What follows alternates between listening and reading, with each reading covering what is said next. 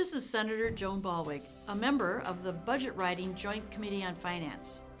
Every odd-numbered year, a new biennial budget is crafted. The legislative process begins when the governor introduces his version of the budget bill early in the year. The bill is then sent to the Joint Committee on Finance, initiating the legislative process of the budget. Our first step is for the committee to meet with various departments and other state-funded organizations.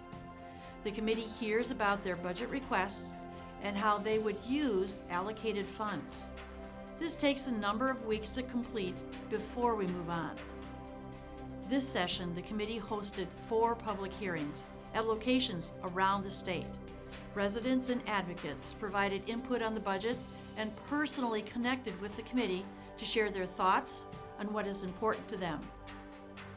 When the statewide hearings are completed, the committee heads back to the Capitol to take all the information they've gathered and literally build the budget.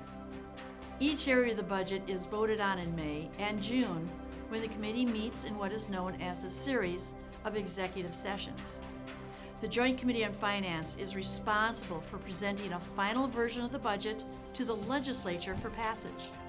This proposal includes all funds to be spent across state government, from buildings to roads, schools to health care, and more.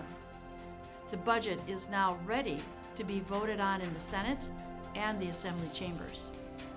The bill needs a majority vote in both houses to be ready to be sent on to the governor for his signature. The governor can veto in whole or in part. The legislature does have the option to attempt to override any veto, but this requires a 2/3 vote in each chamber. The process is done when the governor signs the bill and it is published, becoming law in Wisconsin. With the governor's signatures, Wisconsin's budget is balanced by law and provides our agencies, schools, counties, and communities funding for the next 2 years.